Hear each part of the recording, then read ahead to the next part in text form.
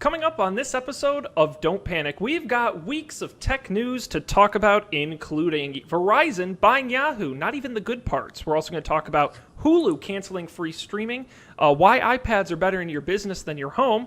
We'll also talk about Instagram ripping off the best parts of Snapchat, and why Walmart spent $3 billion on a website you've never heard of.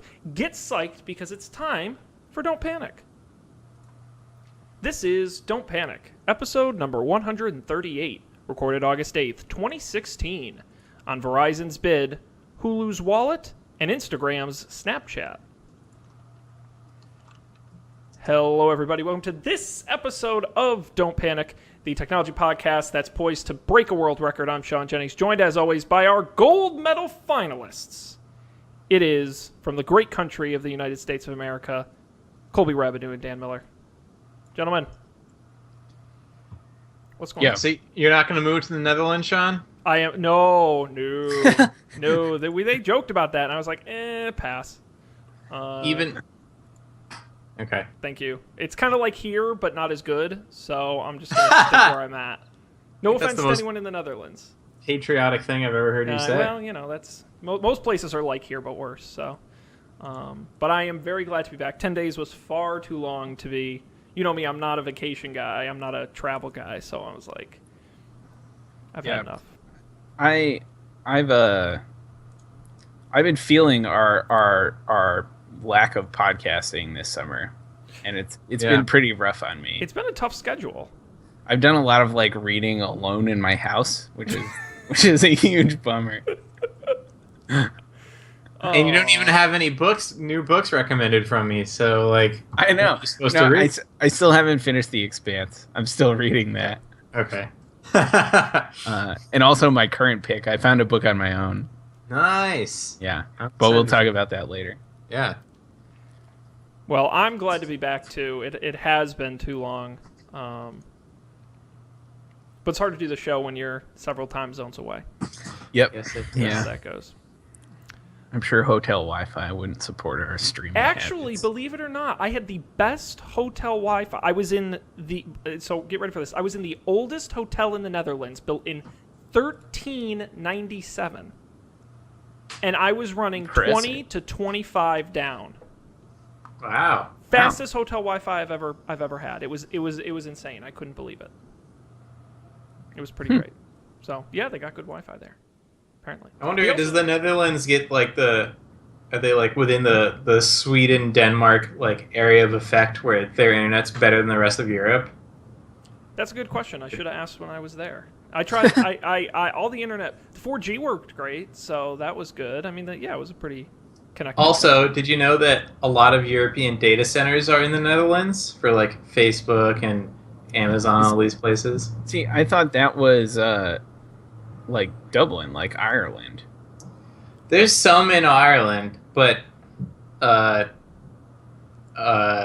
Netherlands is very flat, so they're easy to build big things, but there's actually not that much space. But then also the Netherlands has like no natural, like there's no hurricane risk, there's no flooding, there's no volcanoes, no tornadoes.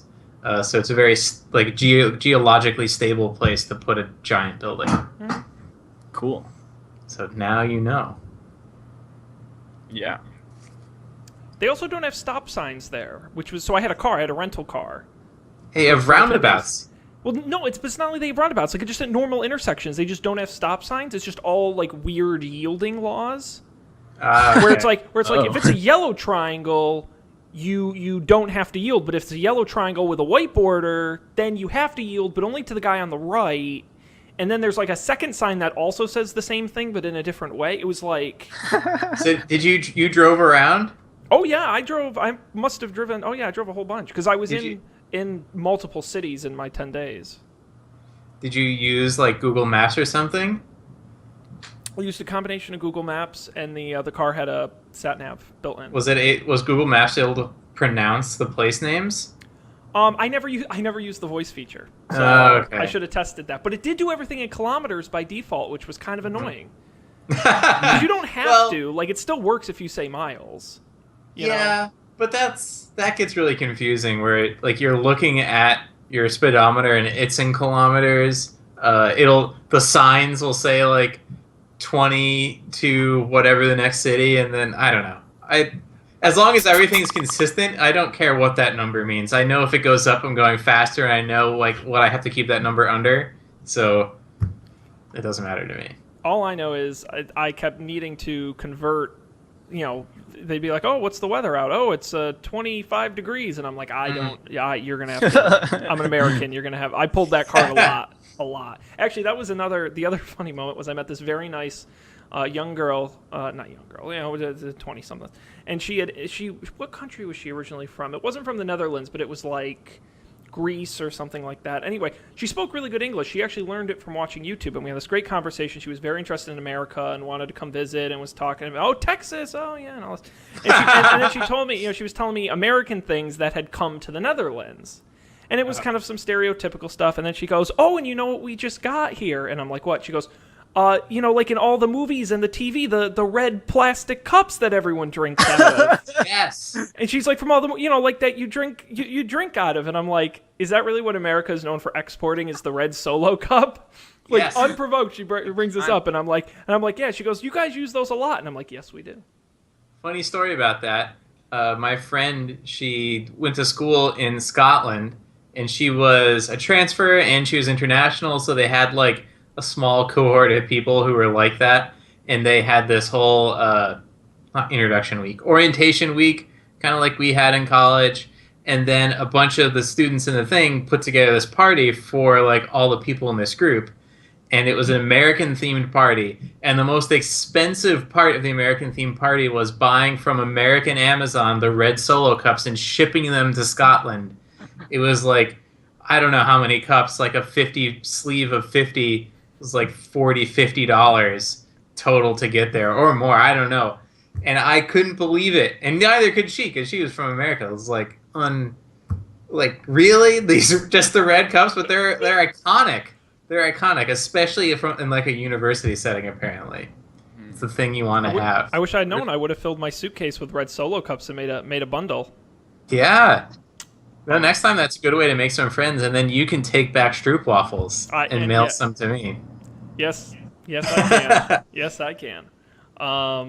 Yeah, well, all right, that's enough of what I've been up to. What have you guys been up to in the last few weeks? Well, Coley's just been sitting in a corner reading a book. Sitting alone. I've been sitting in a corner programming for the past 2 weekends. Nice. So that was good. Oh, yeah. I built the whole Rundown Slackbot thing. That was kind of fun. I have to say, because, we do the little things, and other people don't necessarily know about it. Every few days, there's a new toy from Colby or Dan, something that they've thrown to, oh, we're trying this new thing. It's a new this, it's a new that. And It's amazing. I don't know how you do it. It's called rapid iteration. And it's working because it gets better every time. It's also called failing fast. That is true. No, but the Slackbot works great. So yeah, so far we'll see how it ages. Hopefully better than we do. Good. All right. Let's see. Is there anything? Have you guys been watching the Olympics at all? That's the big thing going on now. I watched a bunch of Olympics. I really enjoy volleyball in all its forms. So both beach and court? Yeah. Actually, I briefly played court volleyball in high school. I did. That's a Colby Rabideau fun fact right there. Yeah, it is. That was fun. In 9th grade or 10th grade, maybe. I don't remember. But the next year, I got a job instead. Which, I don't it's unclear whether or not I regret that. I did have more money. But you gave up your chance for Olympic gold. Right. Yes. Yeah, I really enjoy the volleyball. I'm not, I think the swimming is kind of boring, honestly. Not that, it's cool when they're actually swimming, but that's, 10% of the time. And the rest of the time is them talking to you for 10 seconds and then showing you 2 minutes of commercials. Yep. Which is brutal. The gymnastics is also cool. The women's gymnastics team is pretty impressive. I don't know. What are you guys into? Well, what's been great is, and I did this a bunch this weekend. Are you guys familiar with the NFL Redzone channel where they just show you all the touchdowns from all the games as they happen? No. Okay, well, I basically described it. They just show you the touchdowns, and so they jump between games. Well, they're doing that for the Olympics called the Gold Zone, and they show you in a quad box 4 events as they're happening at the same time, and they bounce between the interesting ones. It's the best way to watch the Olympics, because at least during in prime time it's a little different, but during the day it was great on the weekend. There's like 12, 15 events all happening at the same time, and so they just bounce between the interesting ones. It's awesome. That's to me the best way to watch the Olympics. But yeah, I mean, for me, most events I kind of put into 3 buckets, right? Because there's your mainstream sports like your swimming, your volleyball, the gymnastics, the track and field, some of the big ones that they hype up. Then there's like the interesting B-level stuff like archery and kayaking. And the kayaking was crazy. Kayaking was great. So hard. Bike racing was kind of cool the other day that was on. They don't get and then there's the sports I don't get. Like I was watching judo. Yes. I don't get it. I put on judo like through the NBC Live app. It was like not one of the ones that was actually covered. So it was just judo with no commentators and like announcements in Portuguese, and I had no idea what was going on. They were just like grabbing each other's shirts, and like at some point they would fall to the ground. And how scoring works is a mystery. And windsurfing as well. I was watching windsurfing, and that I did not understand. How you score, how you win. So it's I've been learning a lot. It's been very educational. There are so many sports. Too many. Yeah. And they're adding 5 more for the next Olympics. They're adding one of them's like baseball though, right? Yeah, baseball. Adding baseball. Yeah, and there's this year golf is new. They haven't started that yet. It's the amount of sports is insane. I forgot what else they're adding. But there's a handful more. It's totally unnecessary. So I watched similar to what you said, Colby. NBC Live app just went to women's fencing, and I'd done fencing, so it was interesting to watch in the background. And fencing is really exciting sometimes. Like it's a little bit esoteric, but there was no commentary, and it exposed some weird things about what was going on. Like there's a weird thing in fencing. Fun factor: after each bout, both players pump their fist to try to influence the judge into thinking that they were the one who got scored, even though it's all electronic and like impossible to game. It's just a weird thing. That's awesome. Going on. And then in tennis they have these grunts of I don't know what you'd call them, like exuberance. I don't know what the word is. Exertion. They had like these primal female screams. It was terrifying. It sounded, and then because it's like the group stage or whatever, there's many bouts happening at the same time. It sounds like they're just slowly killing people in the background, and you're watching this medieval combat going on. It was crazy. But that was the only event I watched after the opening ceremony, actually. Well, don't worry, Dan. There's about 1,000 other sports in 2 weeks and thousands of hours of which you can watch. So there's no limit, only your imagination. Good. All right. Anything else on the chit chat front before we move on to the meat and potatoes here? I don't think so. No, I don't. We'll chit chat it out. Yeah.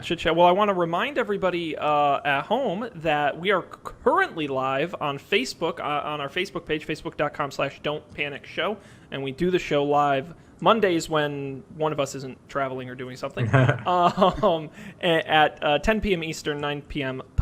Central, 7 p.m. Pacific. Again, facebook.com/don'tpanicshow. If you're watching live, please comment on Facebook. I will be monitoring it throughout the show, and if you have questions you want us to answer, thoughts, we'll talk about it. If you're rude, I can't really stop you, so be sure to check it out on Facebook. Let's jump into the news. I think we've got a pretty solid rundown here. It was a bit of a busy week in terms of the news. Busy, 3 weeks, though? Well, all these stories are only from the last week. False. My story about what's his name? Oh, Crazy Man. Yeah. Crazy Man. You want to start there? Where do you want to start? Yeah, I want to start there. All right, sure. Let's talk about it. You may know Peter Thiel, and if that name is sounding familiar to you, that's because it's been in the news recently for many reasons. One, he's a billionaire. He's on the board of Facebook. He's also a big Donald Trump supporter. And according to the story, Dan, you want to introduce this story? I don't think I can do it justice like you can. I was kind of looking forward to you trying. All right. Hey, listen, I'll try. I read the article before we came on. Okay, good. You did your homework. I did, because the headline was terrifying. The headline, which is Peter Thiel is very, very interested in young people's blood. And this is not a sensationalist headline. No, and Young People's Blood is not some cool new hip hop artist. No, it is an actual story about billionaire Peter Thiel, who is investing in a therapy known as parabosis. Can you really call this a therapy? But keep going. Well, it's the therapy to me implies like physical therapy. Like, let's take your body and just do stuff with it as a way of exercising it, or like mental therapy, where it's not, you're not like, there's no one describes mental therapy as you're going to go to a psychologist, they're going to crack your head open and scalp your brain out. It's not anyways. Well, the dictionary defines therapy as treatment intended to relieve or heal a disorder, and if you believe aging as a disorder, chemotherapy as a true. Yeah. As doesn't a counterexample. Seem as invasive as what this is about to be, though. Well, why don't we explain it's very painful, and I guess it's invasive in not, like, there is stuff passing through your body, you just don't have to open it up. Anyways. Why don't we explain it and the folks at home can decide. Yeah. He is investing in parabiosis, which is a what they call potentially the fountain of youth. The idea, and it kind of makes sense on some disturbing level, which is that if you're older and you want to be younger, a great way to do it is to have a blood transfusion from somebody who's younger. This dates back to the 1950s, but only recently it's gotten multiple clinical trials in humans in the U.S. and in China and Korea. Now, of course, it's not crazy. People get blood transfusions all the time. That's not crazy. What is crazy is using it as a therapy, or whatever you want to call it, to make yourself younger. Right now, they're doing a trial in California. Healthy participants aged 35 and older get a transfusion of blood plasma from donors under 25, and then they monitor it over the next 2 years. They're optimistic it will make a difference, and Peter Thiel comes in as an angel investor in this venture. He's invested in a number of anti-aging, anti-death, I guess, startups, whatever you want to, however you want to phrase it. We don't need this. I don't know. You know what? Hang on. Time out. Okay. I'm going to back Peter Thiel on this one, because there are way crazier ideas than this one. Is it really that insane? Okay, hang on. Let's say for a second it scientifically works. Not that you live forever, but you know. Okay, but first, how exactly does this work? Like, a blood transfusion sounds terrible. Do you just like get hooked up to an IV and sit there for 2 days? Like, how long does it take to replace all of your blood? Do you have to replace all of it? That again, for some reason, I didn't renew my doctoral certificate, so it's out of, it's expired. So I can't give you specific doctor advice, but I don't know. But you renewed your lawyer certificate, right? Yes, and my financial advisor license. No, what I can tell you is that I don't believe you have to replace all of it, but I can't imagine it would take days to do. So right. So okay, let's say you go to the hospital for a day, and how does this make you younger? Does it it's not just going to add 90 days onto your lifespan or whatever? It doesn't say exactly how long it will take, but it says while the mechanisms at play aren't totally understood, he said, young organisms' blood, that's creepy, not only contains all sorts of proteins that improve cell function, it also prompts the recipient's body to increase its production of those proteins. Meaning what, though? To what end? Does this... So this is my point. If you could replace everyone's blood and you give them another 50 years of life, cool. But if this is you might be able to get 1 to 5 years extra. It's yeah. I don't know. Where's the line between, seems... common medical procedure and crazy practice for rich people? Right. Because I think you're right. If it does prove to be a large... The problem is, right, let's say, there's a pill that could reduce aging. You just take the pill. You need a lot of young people's blood for this to work. That's the problem. I don't get how you scale it. I don't mind... Blood farm, Sean. Hook them in. You don't need all the blood you have. We got a lot of millennials out of work, right? Let's put them back to work. Let's harvest their blood. like, Sean, what if you could go like once a month and like get paid $1,000 for like your blood, and just for a day, like go and make I don't know. There's a chance that your blood was sustaining Donald Trump, though. Would you do it then? True. This does sound like something that would be on his platform. Like, let's put Americans back to work by giving their young blood to me so I can live forever. No. What scares me about this though is if one of many things. What happens there? You've removed all incentive to donate blood for like good and normal purposes, right? Well, this sounds like a thing Silicon Valley would totally do. Why? Oh yeah. Why would I donate to the Red Cross when Peter Thiel will pay me $1,000 for my young blood to make him live forever? It's called the sharing economy, Sean. I was gonna say that's capitalism, but Dan, better. Dan, I think you just closed your first VC round with a comment like that. Good job. Yeah, capitalism's got a bad rep. We call it a sharing economy now. Except now it's blood. Capitalist has become a pejorative, so we're moving away from that. That's what our PR agency told us to do. Wow. Of all our startup ideas, this is one of the more disturbing. I think scientifically, I do think it's actually kind of interesting. I'm just very concerned that, it's like Elon Musk wanting to go to Mars. It's like just one of those creepy rich guy things where you're like, why, though? There's a big difference between going to Mars and this. Like, going to Mars is, you could construe it as an altruistic thing. Or Elon Musk wants to be king of Mars. Sure. I mean, either way, I think more people win in that scenario than Peter Thiel's let's harvest young people's blood idea, which I know he's not necessarily going to do, but also I just can't see like the gains on this can't be that much. You would how much would you need to get for this to be a worthwhile product? It doesn't matter, though. And what's the quality of life? Like, improve your cells? Does that, what does that actually translate to? That, you're less likely to, you reduce your chance of blah, blah, blah by 10%. It's like, okay, whoopty shit. I might not have even ever have gotten whatever you're reducing the chances of anyways. Yeah, but Dan, I think you're missing the point, because people already pay thousands of dollars for plastic surgery procedures that look like crap and barely work. Like, I'd pay twice as much for the cool blood transfusion from young people thing. That just sounds better than, facelift or rhinoplasty or whatever, I mean, that's future shit right there. So I don't think it matters how well it works. If it works even a little bit. All right. I would bet that there are people who already do this. Yes, underground. Yes, absolutely. Black market young people blood. Yeah. Fantastic. This is like an episode of NCIS or something. This is some Law and Order shit. This is great. Oh, man. Rich people, man, they got to get a life. It's very disturbing.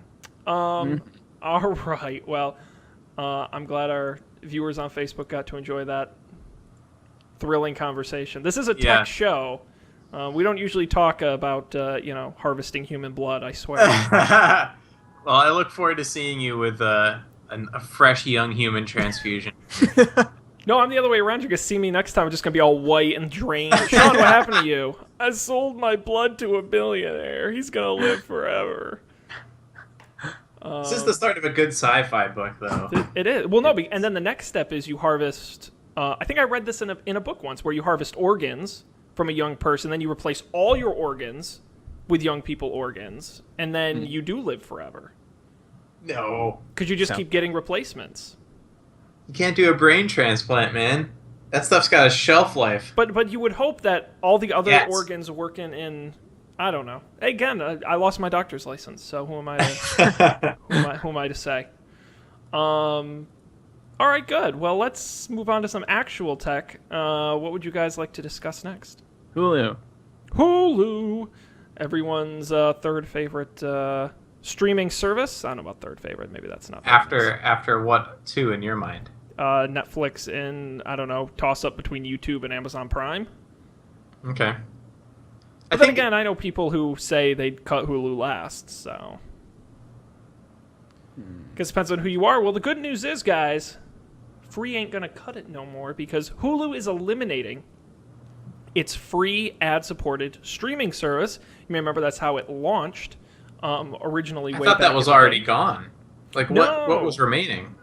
No, what was remaining is you could have watched select shows. So usually, let's say it's a new first-run show. Usually it was only the last 5 episodes with ads. You could watch for free, but only on a desktop or laptop. No mobile apps or streaming apps. So it was very limited. You're not wrong there. And it's been doing that ever since it launched. Of course, Hulu co-owned by Disney, Fox, Comcast, Time Warner. They've decided that is not a good option for them anymore, so they're eliminating the free tier, subscription only at $7.99 with some ads and $11.99 without ads on all your devices. So there will still be some ads in there. What's interesting, though, and get ready for this because I don't even completely understand this, they've taken the free part of Hulu and they've put it on Yahoo. Stay with me here. Oh. They call it Yahoo View, and they say it features Hulu, and you'll be able to see, again, if this sounds familiar, the 5 most recent episodes of broadcast shows for free with ads. So essentially, they've just taken the free part of Hulu and stuck it into Yahoo. Huh. Interesting. That's fascinating. I admit. Well, they've stuck it into Verizon, is what they've done. Now, yes. That, when you put it that way, yes. That's odd. Now, so I have a question. Could you stream Hulu stuff for free on like other devices besides the web? Okay, that's just what the I web. thought. Yahoo View for now is just the web, but they do say mobile apps are coming with the free stuff. So that would be new service on top of what Hulu had traditionally. Gotcha. Do we think this is a good idea, bad idea, an idea?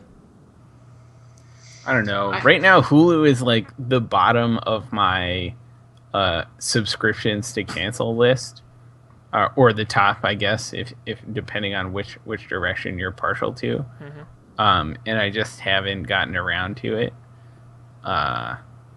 Like, I don't really watch anything on it, but I can't imagine.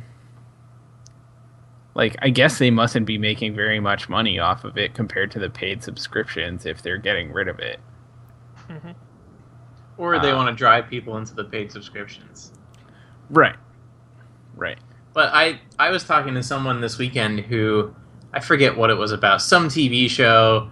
I forget what it was. Anyways, and I was like, oh yeah, and she said, yeah, I tried to watch that, but it wasn't on like my mom's Netflix, and it wasn't on YouTube, so I just can't watch it. Mm-hmm. It's like people just don't pay for anything. Like it has to be on Netflix or on YouTube, otherwise they will never watch it ever.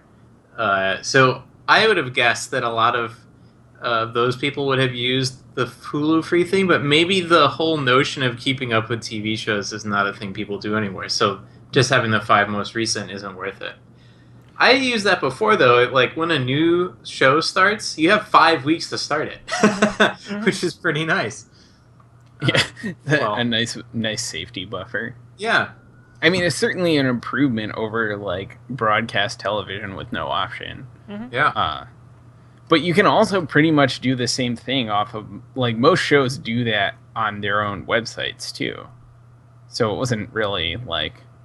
At this point, like, there was at one point in the past I don't think that was the case, but like now you can watch like any Comedy Central show like on the Comedy Central website.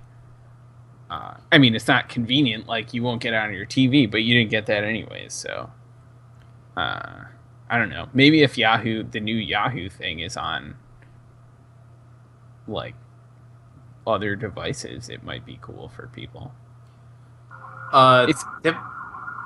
Did we talk about how the new Star Trek series is only going to be on the CBS app?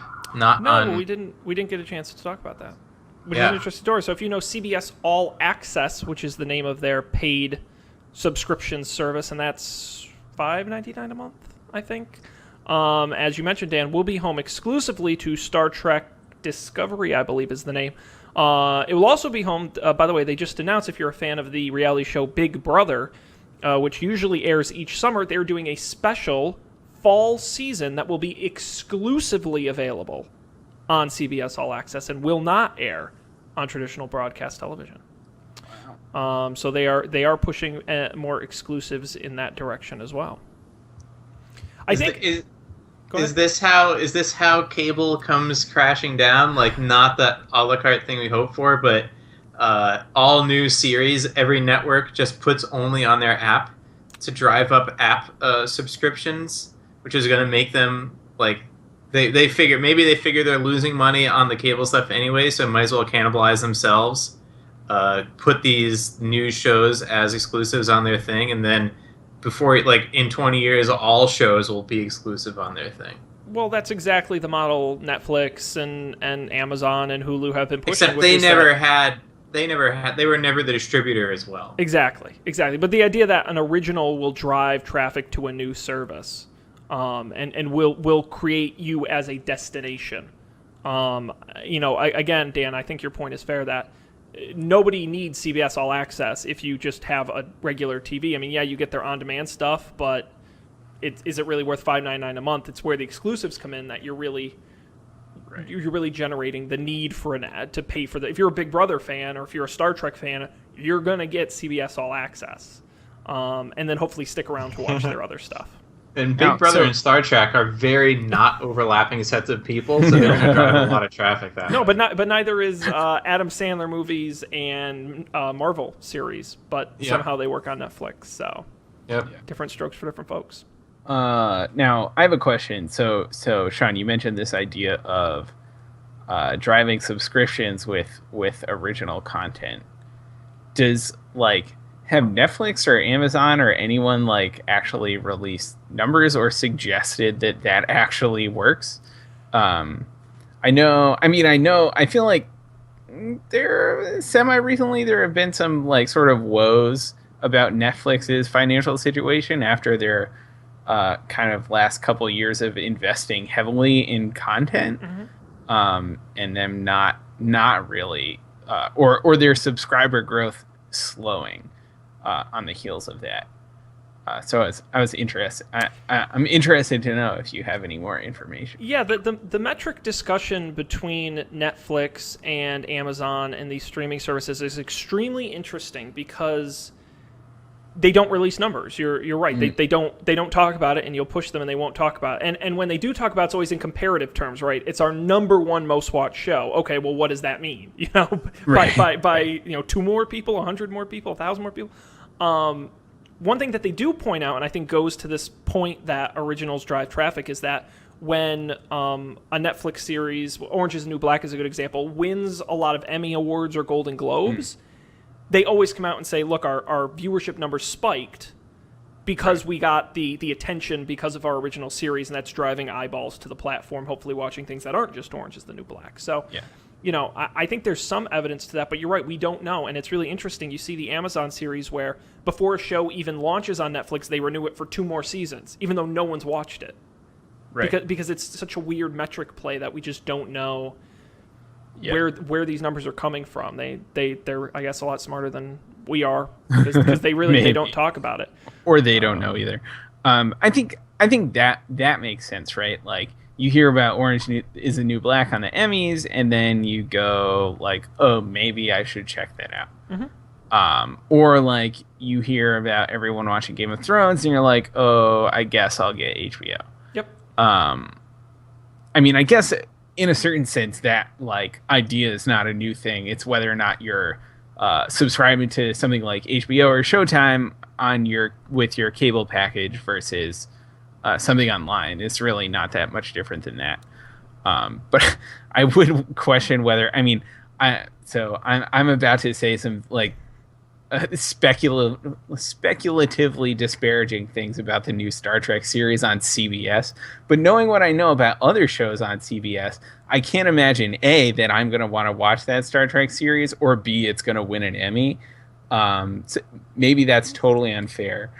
But like, I don't know. I don't know if they'll like. I can't see them getting like that kind of traffic driver. But maybe they have leverage in that they're a network and they can show their own ads to people ad nauseum who are watching like NCIS every week. Well, but think of it this way, right? Imagine you go on 4 or 5 days before the show launches on All Access, and I don't know if they're doing it per week or all at once. We'll just say it all at once. Everyone on your Twitter is buzzing about how great it is. All the critics are saying how great it is.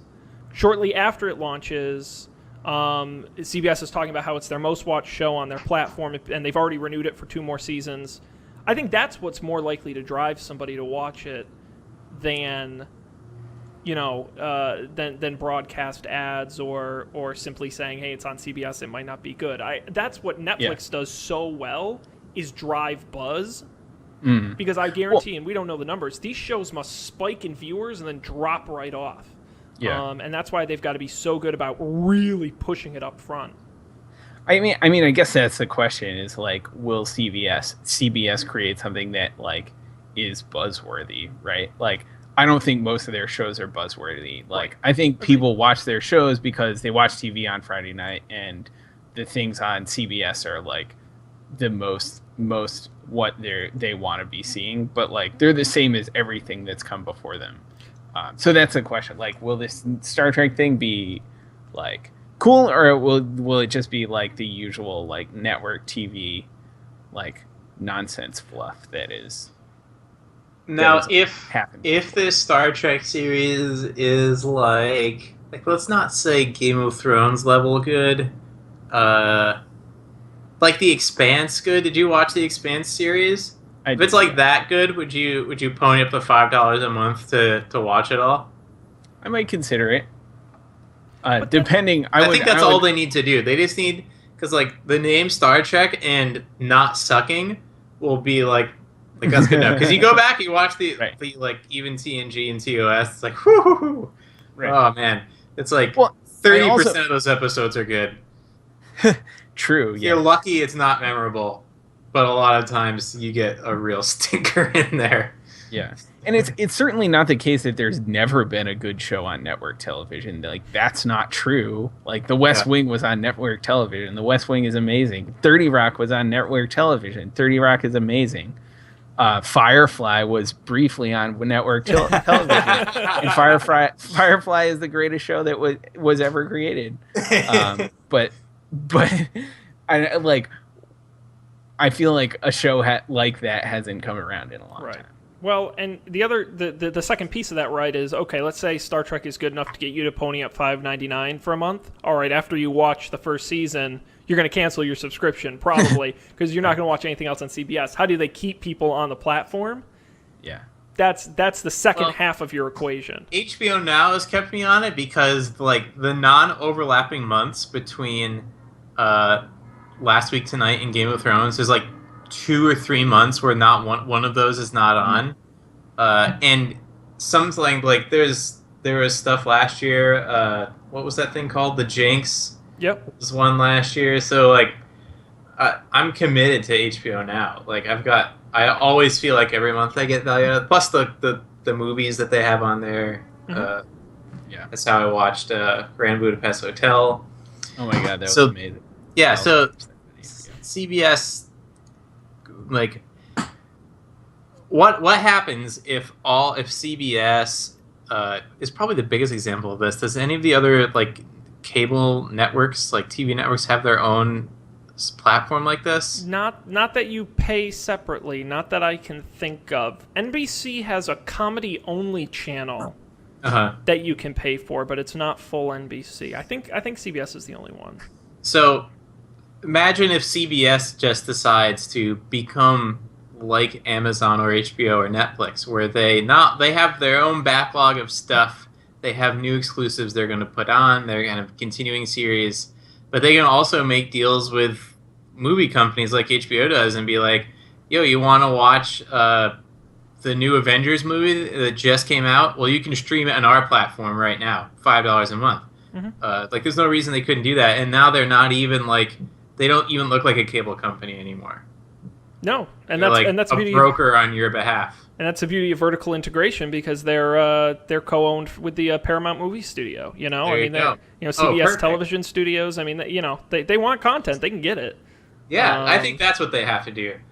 Like, if by the time Star Trek's over, they have another big, like, they bring in movies or they have another show like that they bring on, then I think you could keep those subscribers. But That's then, what HBO seemed to do. But then getting back to the Hulu piece and them splitting off the ad stuff to Yahoo/Verizon is that these are very different models, the ad model and the subscription model. And I think it's going to get harder and harder as more and more subscription services come around. It's easy to watch something ad-supported. It's difficult to get somebody to click to buy something subscription. And I think that there will be a breaking point where there are just too many $5.99 subscriptions for all of these various services. And that's why I think it's actually interesting that Hulu opted to keep, because I'm sure Hulu is still going to get a cut of the Yahoo revenue, because as far as I know, it'll still be Hulu branded. I think it's interesting that they chose to keep that model around because they could have discontinued it, but instead they've opted to say, look, there is a percentage of our customers that are okay only watching the last 5 episodes and don't care that there are ads. And that is now a different model because my guess would be that they were having difficulty selling ads, and that's why they'd rather have Verizon do that piece because Yahoo has its own ad network, and I'm sure they'll take care of that.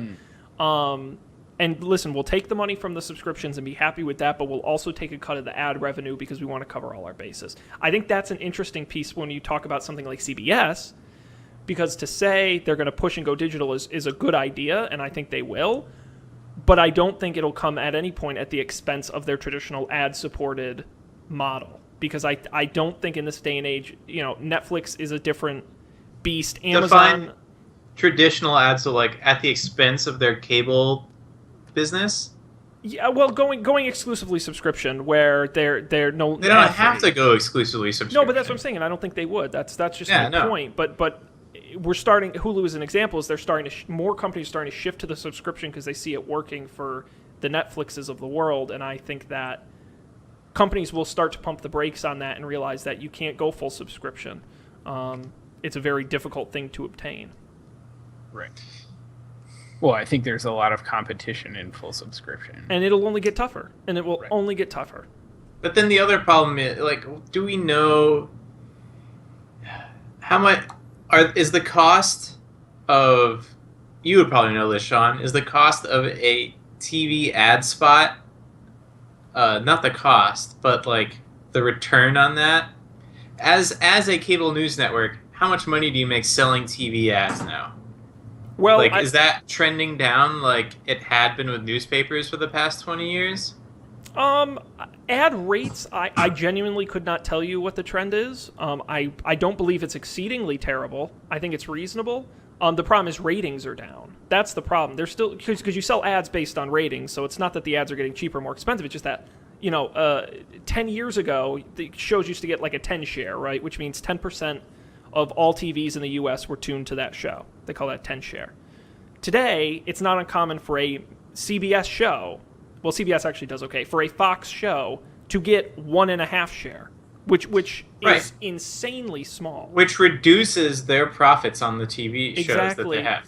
The idea being is that today, they end up making more money back in foreign sales, in streaming rights, in syndication rights, in cable, because there's more cable channels than ever, and they got to air something at 3 a.m.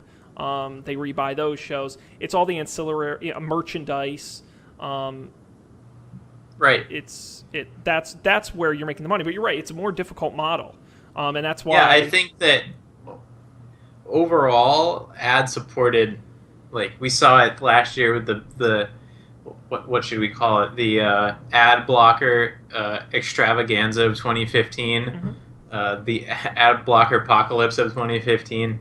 like that. Adblocalypse. Adblocalypse. It's because it's so hard to make money doing that, and it's easier for the TV networks, but it's like the writing's kind of on the wall. So I think that continue to sell, like have your news thing as long as it's profitable. Continue to sell your shows like everywhere, but if you can pull an HBO, like I think HBO is the best example of this, and sort of I'm sure it wasn't like this inside, but from the outside, like one year there was no HBO, the next one was no HBO Now, the next year there is, and suddenly like you could easily picture HBO as being like, no more HBO, like whatever, give us your $10 a month, doesn't matter to us. Well, CBS doesn't like CBS. It will happen much later, but if they can set themselves up so that like 2 years from now we're like, oh, CBS, they used to be this stupid thing that showed Big Bang Theory, and now like they still have Big Bang Theory, but it has these two other shows I really like. I get them online. I don't ever have to watch an ad for Big Bang Theory. Like, great.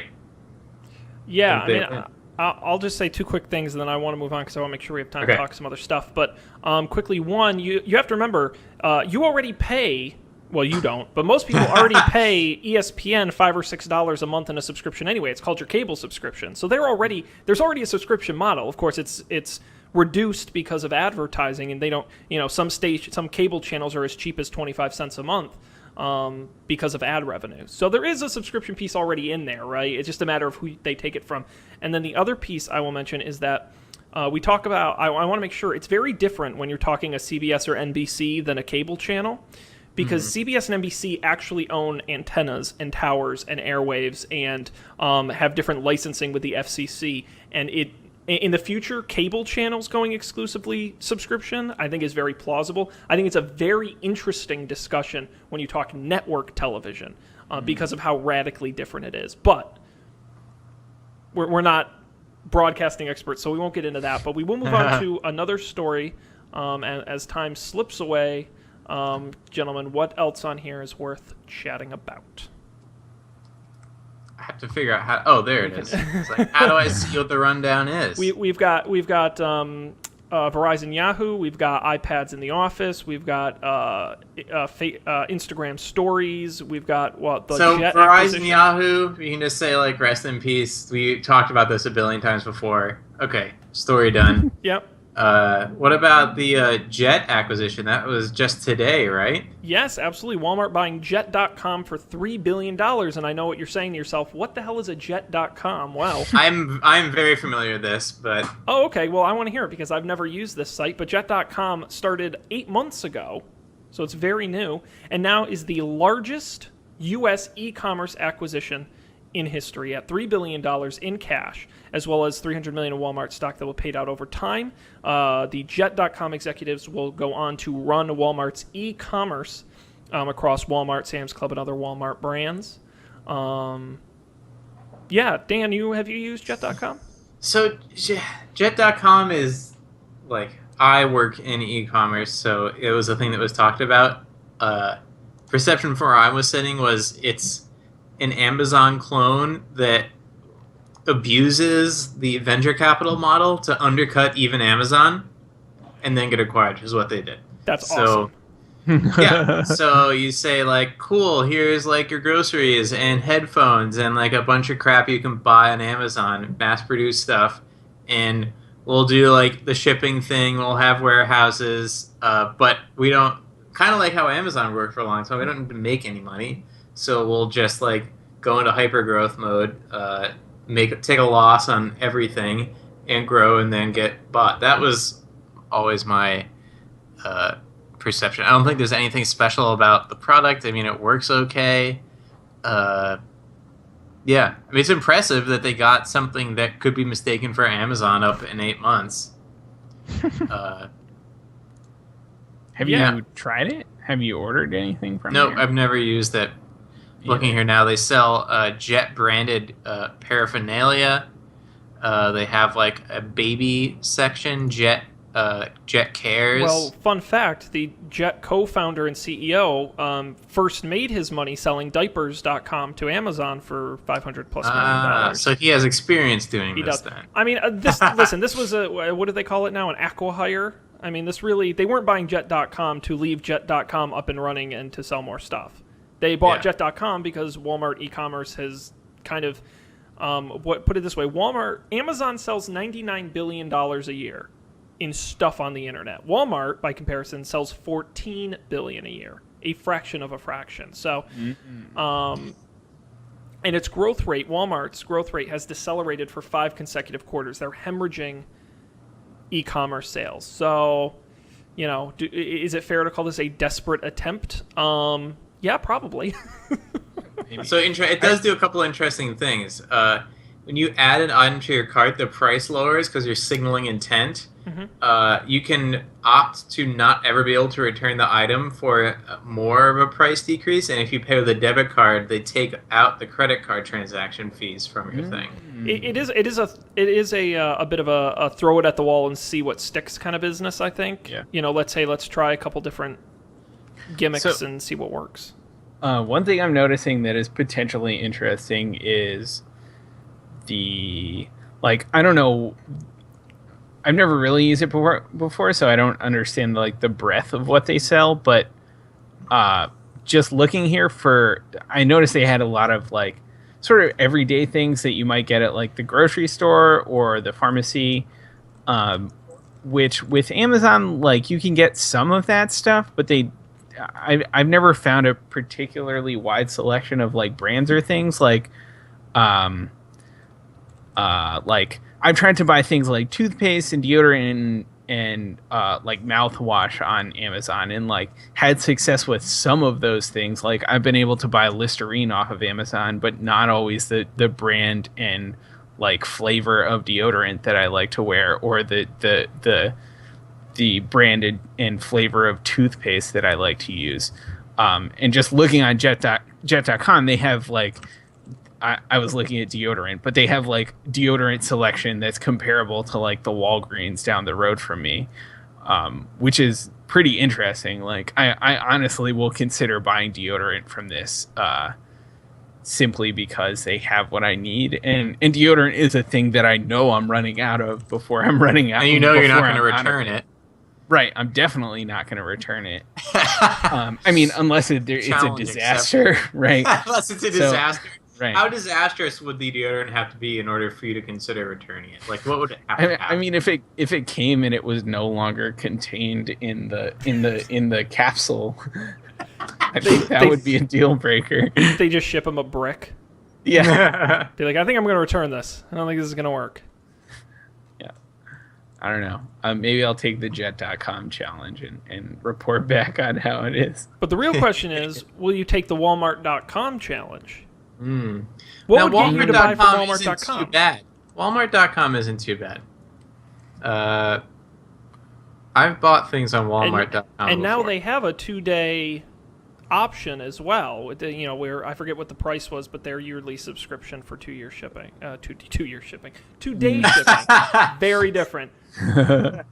See, I would take 2-day shipping from them, but I don't think I would subscribe to Walmart.com to get 2-day shipping. Because the things I want 2-day shipping on, I can get on Amazon. Well, but that's what it is. You're only going to pick one, right? You're not going to have subscriptions at all these different places, and you're already on Amazon. That's the problem. Yeah. Amazon's got such a lead. It's you've got to do something. Jet.com, maybe if they offer enough discounts and the 2-day shipping is free and all this, maybe I'd switch. But I've been a Prime customer since 2009. I don't have a ton of incentive to leave. Yeah. Prime also has so many value added things too.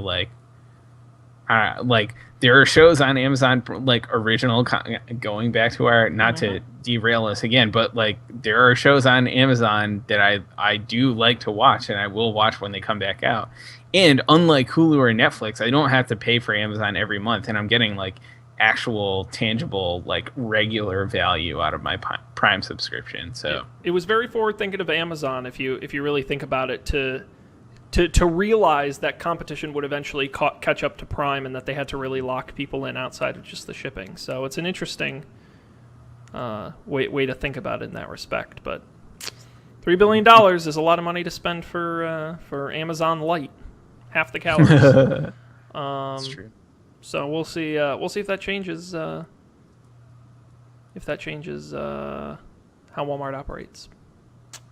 Who knows? Maybe we'll be Walmart Prime subscribers soon enough. I doubt it. Next year. Have to tune in to find out.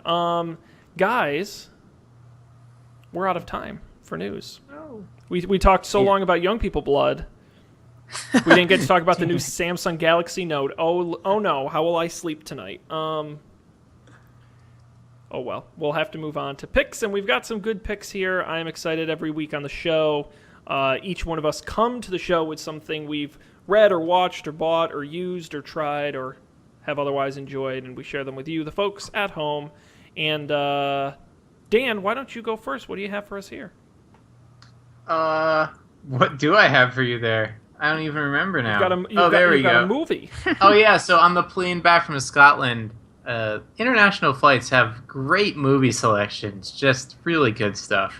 And so, like my friend was saying over the weekend, oftentimes if I was not sufficiently motivated to see a movie in theaters and it's not on Netflix, I will never see it. So the Big Short was on the in-flight entertainment system, cross-Atlantic flight, and I watched it. I watched something else too. Oh, Zootopia. And I watched this. Oh, and I watched another thing. The J.J. Abrams movie thing where it was like, anyways. Super 8? No. It was like a big monster movie. Oh, Cabin in the Woods.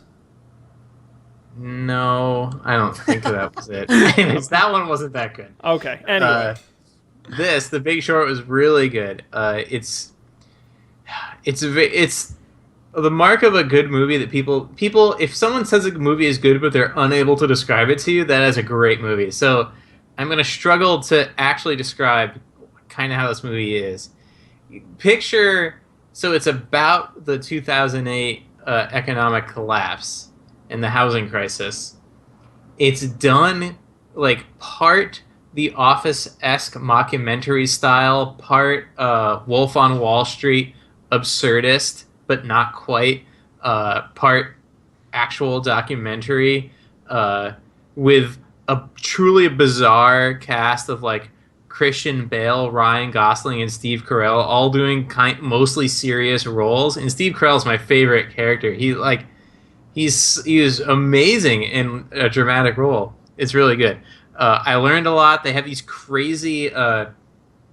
So they'll have like two bankers at dinner, and they'll start to talk about some technical detail of the collapse, and then they'll like snap cut to a supermodel in a bathtub, and she'll be like, "I know you're about to fall asleep, so I'm going to explain like mortgage-backed securities to you." And then she just does. Like, it says exactly what they're going to say, and then then it snaps back to the scene at the dinner table. It's just a really weird movie, but I enjoyed it a lot. So check out The Big Short. And I came back, and it is on Netflix, so I could have watched it before I went. I was gonna say, I'm pretty sure The Big Short is on Netflix right now. Mm-hmm. Yeah, so check it out on Netflix. The Big Short. Cool. Very cool. Yeah, check that. I was just looking up as you were describing it, I'm like, that sounds really funny, and then that's because I remembered it was directed by Adam McKay, who you may know from Anchorman and Step Brothers, and good pal with Will Ferrell. But again, it's not that funny. Like, right. There are funny parts, kind of like how any good dramatic movie has funny parts to break the tension too, but overall it's just like eye-opening and kind of horrifying. Mm-hmm. But Steve Carell's in it, which is like, you don't normally describe things that Steve Carell's in as eye-opening and kind of horrifying. So yeah, I liked it a lot. Maybe one of those things, but not both. Yeah. All right, very good. Check that out. Colby, you've got a nice read for us. What is this here? Yeah, so my pick is a book, which is crazy because I think in the last 5 years I've read like 2 books that Dan hasn't told me to read. But this is a nonfiction book. It's called Liquid Intelligence: The Art and Science of the Perfect Cocktail. And so I guess you might call it a cookbook for cocktails or like a recipe book. I was thinking about it as I haven't finished it yet. I'm like halfway through. It's more like a textbook. So it is like a very scientific breakdown of like making cocktails, and it starts at the simplest tools that you might use to the most complex tools.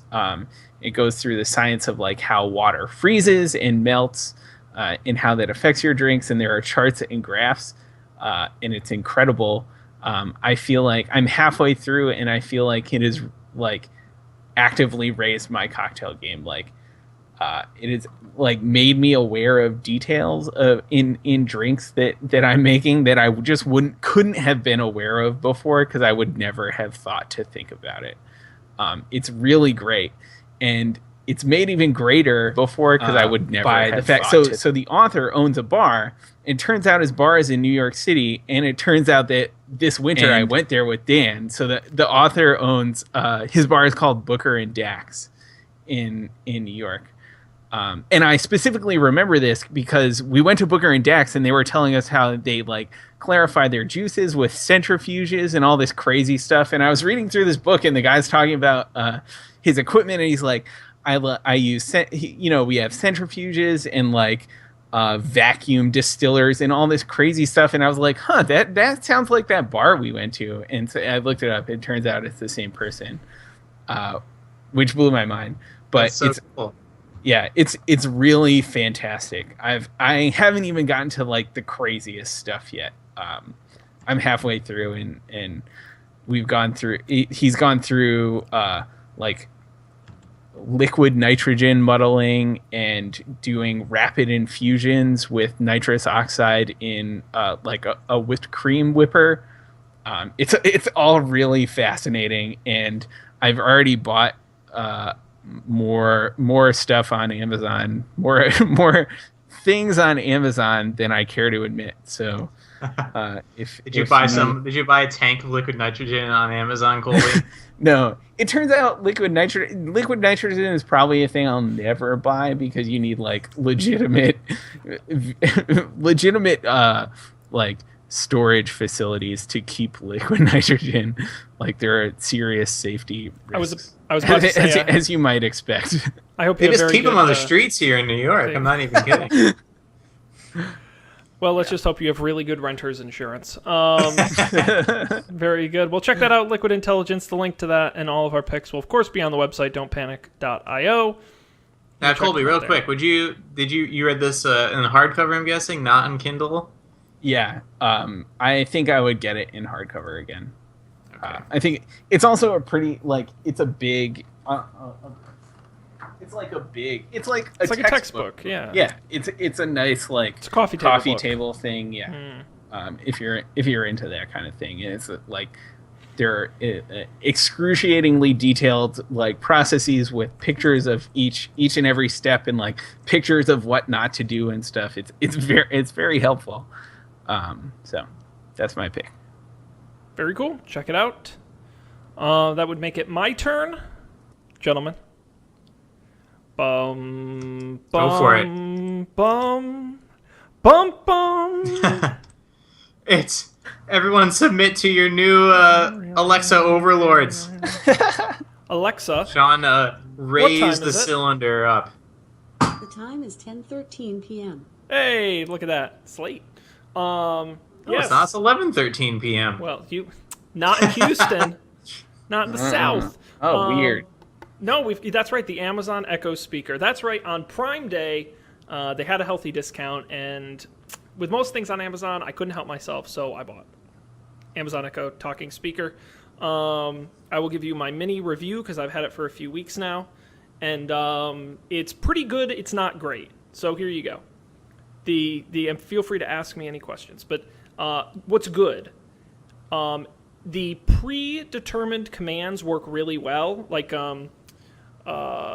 give me a band name. Snarky Puppy. A normal band name. They're pretty normal. All right, well, Alexa, Play Snarky Puppy. Shuffling Snarky Puppy from Playing Music. Snorky?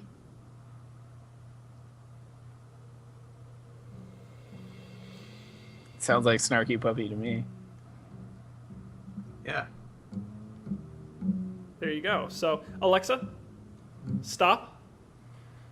And so the commands work pretty well, and it does all the play music. It's got the Pandora and all that, and it's the to-do list and shopping list are great. Music, how can it use any service? No, so it does Spotify, Pandora, TuneIn, Amazon Prime. I think those are most of the major. So it's got the major ones. And to-do list and shopping list work well. I think this is the first ever tease we'll do for next week's picks, but I also bought some smart light bulbs to go with it because you can't just buy the speaker. And I will review those next week, but it works pretty well with those. The cons, it does not work great for the transcription stuff. So it knows when you're saying add to my shopping list, but when you actually say what you want it to add, it's kind of hit or miss. I was I needed blank DVDs, so I'm add blank DVDs to my shopping list, and it's D.V.Ds. And I'm what? It doesn't work super great with that. The other thing, too, is the speaker for music in it is not great. It's okay. And for voices, for podcasts, it's really not optimal.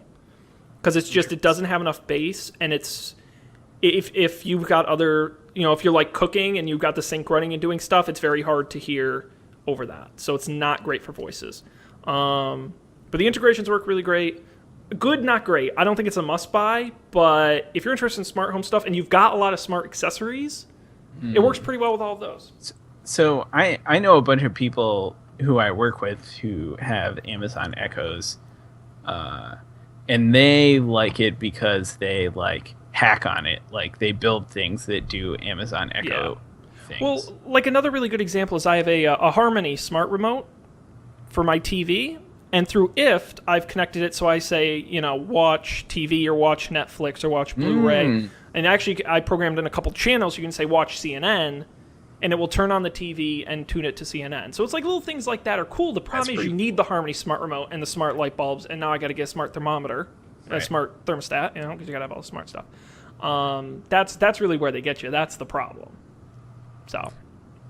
but otherwise, it's cool. It's a nice little thing to have around the house. Good for setting timers and just the kind of add stuff to the to-do list and all that kind of stuff. So not a must-buy, but I don't regret it. It's good. I'm so lonely here. It's nice to have a friend. It's good. And like I said, next week I'll talk about my Philips Hue light bulbs, which spoiler alert, they're pretty great. So, but I will pick those next week. Okay, we are out of time. Gentlemen, unless you have anything else. I'm just psyched to be back. Oh, my goodness. Yeah. Well, first of all, I would like to thank the nearly 100 unique viewers who have watched us live this evening on Facebook. Oh, that's crazy. So thank you. It is, because I wouldn't watch this. So I appreciate the fact that they did, so I wouldn't have to. I don't watch this. So thanks to everybody who watched live. Of course, we do it every single week-ish. Monday nights, 10 p.m. Eastern, 9 p.m. Central, 7 p.m. Pacific, on our Facebook page, facebook.com/Don't Panic Show. But if you don't catch us live, you can always get the recordings on our regular website, don'tpanic.io. There you've got the audio and the video of all of our past episodes and links on how to subscribe on iTunes, Stitcher Radio, Google Play Music. We're now on TuneIn Radio, which is pretty exciting. That's a new service for us. Of course, via RSS, we're also on YouTube and in most major podcasting apps. Of course, you can follow on Twitter at Don't Panic Show. And, of course, you can email us, don'tpanicshow@gmail.com. If you've got thoughts or feedback, we want to hear it. You can also post it on our Facebook page. We'll read it as well. Good. Sweet. All right. Excellent. Well, that's all I got. My advice to everyone out there, stay cool. Yep. Stay frosty. Stay frosty. I'm sure Dan's ready to get his air conditioner back on. Go USA. USA. US. Take home the gold.